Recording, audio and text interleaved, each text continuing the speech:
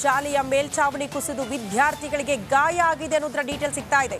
ರಾಯಚೂರು ತಾಲೂಕಿನ ಅರಸೀಕೆರೆ ಶಾಲೆಯಲ್ಲಿ ನಡೆದಂತ ಘಟನೆ ಇದು. ಚಾವಣಿ ಕುಸಿದು ಓರ್ವ ಬಾಲಕಿಗೆ ಗಂಭೀರ ಗಾಯವಾಗಿದೆ ಅಂತೆ. 3 ವಿದ್ಯಾರ್ಥಿಗಳು ಸಣ್ಣ ಪುಟ್ಟ ಗಾಯಗಳಿಂದ ಪಾರಾಗಿದ್ದಾರೆ. ರಿಮ್ಸ್ ಆಸ್ಪತ್ರೆಗೆ ಗಾಯಾಳುಗಳನ್ನ ಶಿಫ್ಟ್ ಮಾಡಲಾಗಿದೆ. ಸದ್ಯ ಚಿಕಿತ್ಸೆಯನ್ನು ಕೂಡ ನೀಡಲಾಗ್ತಾ ಇದೆ ಅನ್ನೋದರ ಡೀಟೇಲ್ ಸದ್ಯ ಸಿಗ್ತಾ ಇದೆ. ಶಾಲೆಯ ಕಟ್ಟಡದ ಮೇಲ್ಛಾವಣಿ ಕುಸಿದು 3 ವಿದ್ಯಾರ್ಥಿಗಳು ಗಾಯಗೊಂಡಿದ್ದಾರೆ. ಬಟ್ ಒಬ್ಬ ವಿದ್ಯಾರ್ಥಿನಿಯ ಪರಿಸ್ಥಿತಿ ಗಂಭೀರ ಅಂತ ಹೇಳಲಾಗ್ತಾ ಇದೆ. ಸದ್ಯ ಆಸ್ಪತ್ರೆಗೆ ರವಾನೆ ಮಾಡಲಾಗಿದೆ. ನಿರಂತರವಾಗಿ ಚಿಕಿತ್ಸೆ ನೀಡಲಾಗ್ತಾ ಇದೆ ಅನ್ನೋದರ ಡೀಟೇಲ್ ಸಿಗ್ತಾ ಇದೆ.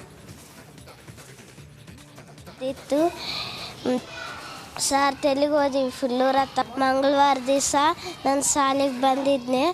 ಶಾಲೆಗೆ ಬಂದಾಗ ಪಾಠ ಹೇಳಿದ್ರು ಸಾರು. ಊಟಕ್ಕೆ ಬಿಟ್ಟರು. ಊಟ ಮಾಡಿ ಶಾಲೆಗೆ ನನ್ನ ಜೊತೆಗೆ 4 ಜನ ಬಂದಿದ್ದರು.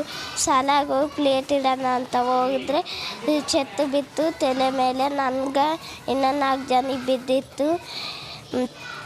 ಸರ್ ತೆಲಿಗೆ ಹೋದ್ವಿ ಫುಲ್ಲೂರ ಬಂದಿತ್ತು. ದವಾಖಾನೆಗೆ ಕರ್ಕೊಂಡು ಹೋದರು. ತೋರಿಸ್ಕೊಂಡು ಬಂದರು. ಮಂಗಳವಾರ ದಿವಸ 13 ಲಕ್ಷ ರೂಪಾಯಿ ನಿರ್ಮಿತಿ ಕೇಂದ್ರದಿಂದ ಸ್ಯಾಂಕ್ಷನ್ ಆಗಿರ್ತದೆ. ಈ ಶಾಲೆ ಸುಮಾರು ಒಂದು 10 ತಿಂಗಳಿಗೂ ಆಗಿಲ್ಲ ಕಟ್ಟಿ. 40 ಮಂದಿ ಹುಡುಗರು ಓದಕತ್ತಿದ್ರು. ಆದರೆ ಊಟಕ್ಕೆ ಬಿಟ್ಟಿದ್ದ ಟೈಮ್ನಾಗ ಹುಡುಗರು ಊಟ ಮಾಡಿದ ಮೇಲೆ ಒಳಗೆ ಹೋಗಿ ಕ್ಯಾಸಿ ಏನೋ ಪೆನ್ನು ಏನೋ ಪಾಡ್ಚಿಲ್ದಾಗ ತರಕಾರಿ ಹೋದ ಟೈಮ್ನಾಗ ಚೆತ್ತು ಉದುರು ಬಿದ್ದೈತೆ. ತಲೆಗೆ ಏಟು ಬಿದ್ದದ, ರಕ್ತ ಗಾಯ ಆಗ್ಯದ. ರಿಮ್ಸ್ ಹಾಸ್ಪಿಟಲ್ಗೆ ಹೋಗಿ ಅಡ್ಮಿಟ್ ಆಗಿ ತೋರಿಸ್ಕೊಂಡು ಬಂದಿರುತ್ತಾರೆ.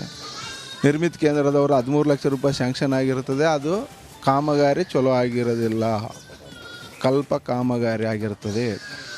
ಮುಂದಿನ ದಿನಮಾನದಲ್ಲಿ ಕೆಲಸ ಆಗಿರೋದಿಲ್ಲ. ಆವಾಗ ಹುಡುಗರನ್ನ ಓದಿಸ್ಬೇಕಂದ್ರೆ ಅಂಜಿಗೆ ಬರ್ತದೆ ಎಲ್ಲರಿಗೆ. ಎಲ್ಲ ಶಾಲೆ ಹುಡುಗರಿಗೆ ಕರ್ಕೊಂಡು ಹೋಗಿ ಜಿಲ್ಲಾ ಪಂಚಾಯತಿಯಲ್ಲಿ ಹೋಗಿ ಮುಚ್ಚಿಕೆಯಾಗಿ ಮಾತಾಡಿಸ್ತೀವಿ.